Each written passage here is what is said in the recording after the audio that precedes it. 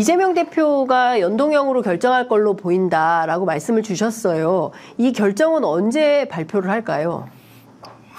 다음 주가 1월인데. 1월 달에 해야 되지 않겠어요?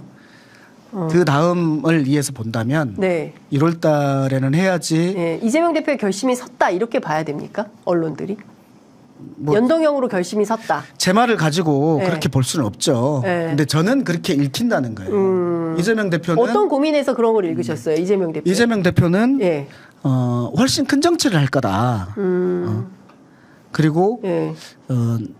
각자의 역할들을 네. 하는데 지금 이제 저를 비롯한 네. 이탄이나 민병덕과 그리고 네. 그때 찾아갔던 사람들이 네. 이렇게 하는 역할과 네. 또 병립형을 주장하는 사람들의 역할은 각자가 소중한 역할들을 하고 있는 거다. 네. 그런데 내가 어느 순간에는 결단하겠다. 네. 여기에서는 병립형으로 회귀하겠다라고 읽히지 않아서 제가 구체적인 워딩을 말씀드리기는 어려우나 어느 순간입니까? 결단이. 어느 순간.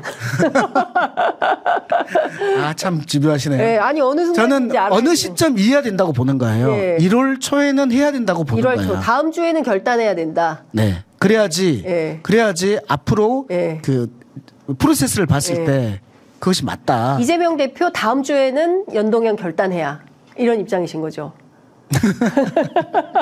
왜 웃으십니까, 의원님? 답은 주셔야죠. 고민이 많으실 거예요. 대표님 고민이 많으실 건데 네. 저는 많은 사람들이 이재명이 사이다인데 왜 이렇게 고구마냐 이렇게 네. 하는데 네. 변방의 장수일 때는 사이다일 수 있죠. 근데 제 일당의 당대표일 때는 사이다가 덕목이 아니라 네. 고구마여더라도 숙고해서 올바른 결정을 내리는 것이 저는 덕목이라고 생각해요. 네. 저는 그 숙고의 과정들을 본 거예요. 네. 그러면 많은 민주당 지지자들은 말씀하신 대로 이재명이 왜 이렇게 고구마냐, 사이다인 줄 알고 지지했는데 너무 고구마다. 이재명의 사이다는 언제 돌아오냐. 단식했으니까 너무 힘들다. 몸이 회복되면 이제 사이다다. 준비 다 됐다.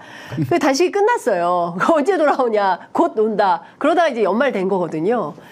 근데 정책 결정들이 계속 늦어지고 있고 그래서 지금 여기에 너무 허비할 때가 아니라 사실은 반 윤석열 전선에 좀 기수로 분명하고 메시지도 세게 내고 이렇게 역할을 하시는 게 맞지 않냐. 그래야 말씀 주신 반윤 전선이 넓어지는 거 아니냐. 큰 정치 말씀하셨는데 큰 정치 하려면 그런 지도자로 나서야 되는 거 아니냐라는 그런 지지자들의 요구가 있는 거죠. 네. 네. 저는 곧 할 거라고 봅니다. 곧 한다. 네, 곧 한다. 예. 그 곳은 언제입니까? 좀 사람들이 그런 것 같습니다. 이제 중요한 포인트는 다 알아요. 국민들도. 윤석열 정부가 무도하게 지금 민주주의가 사실 국민의힘도 민주정당 아닙니까? 보수 노선이긴 합니다만. 근데 좀 진행되는 과정이 석연치 않은 대목이 너무 많잖아요. 그리고 여러 가지 문제 지점들이 지적되는데 그 부분에 대해서도 그냥 뭉개고 넘어가고 있어요. 민주당에게 요구하는 것은 궁금한 영역들이 있을 때마다 민주당 의원들이 적극적으로 나서서 행동하는 모습을 또 보여줘야 되는데 또 꼭 그렇지만은 않다라는 비판도 있습니다. 특히 김건희 여사 명품백 창고 어딘지 이거 좀 찾아야 되는 거 아니에요? 네, 찾아야죠. 뭐. 네, 의원님들 뭐 어떻게 안 찾으십니까? 찾아주세요. 지금 제가 보기에는 이 문제도 중요하지만 진짜 여러 가지 이슈들에 대해서 국민들이 많이 답답해하고 있어서 좀 그 점을 좀 여쭤봤습니다. 지금 이 분위기면 다음 주 정도에는 민주당이 선거제도 개편 논의는 결론을 낼 수 있겠네요. 저는 그래야 된다라고 보는 거예요. 그렇게 만들어가야 제가 지금 된다. 지도부에 있으면서 이것을 전달하는 것이 아니기 때문에 네. 그렇게 말씀드릴 수는 없으나 네. 그 정도는 해야지 되지 않겠나. 내년 초에는 네. 신년사로서 발표를 해야지 되지 않겠나. 네. 그래야지 이재명 대표도 주목을 받고 그리고 시기상도 맞지 않겠나라는 네. 거고요. 네. 다만 물이 100도씨가 돼야지 끓잖아요. 네.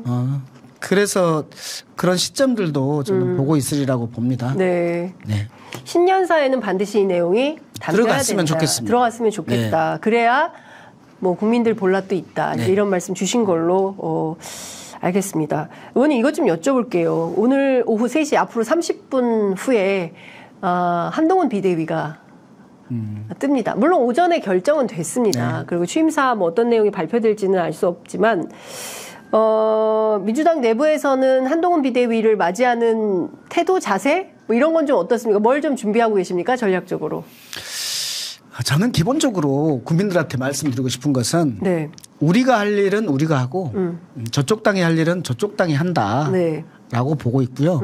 그래서 우리가 할 일은 지금 선거제와 관련된 논의 빨리 끝내고 네. 그리고 이번 총선에서 국민들한테 무엇을 하겠다라고 할 것인지 그렇죠. 그것을 빨리 정해야 그게 된다. 중요한 거죠. 맞습니다. 라고 보고 예. 그 무엇을 할 것이라고 정해 나가는 과정이 네. 다른 선거 연합을 만들어 나가는 과정이다. 이렇게 보는 거예요. 그러면 네. 국민들이 이번 선거에서 내가 표를 찍으면 어떻게 되겠네 라는 게 있어야 되거든요.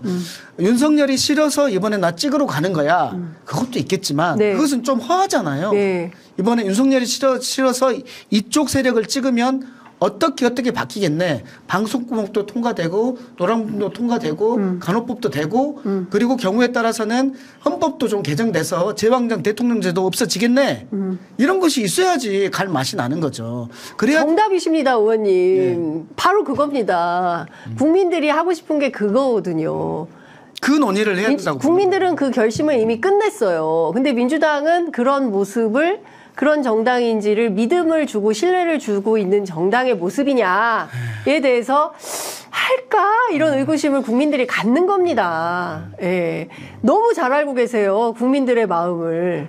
실천만 하시면 되겠습니다. 네, 그래서 주변에 의견들을 그렇게 몰아가고 네. 모아가고 있다는 말씀을 드려요. 알겠습니다. 한동훈은 한동훈의 몫이 있을 거다. 그리고 저는 어쨌든지 간에 한동훈이 나와서 정치에 발전되게 만들어 달라.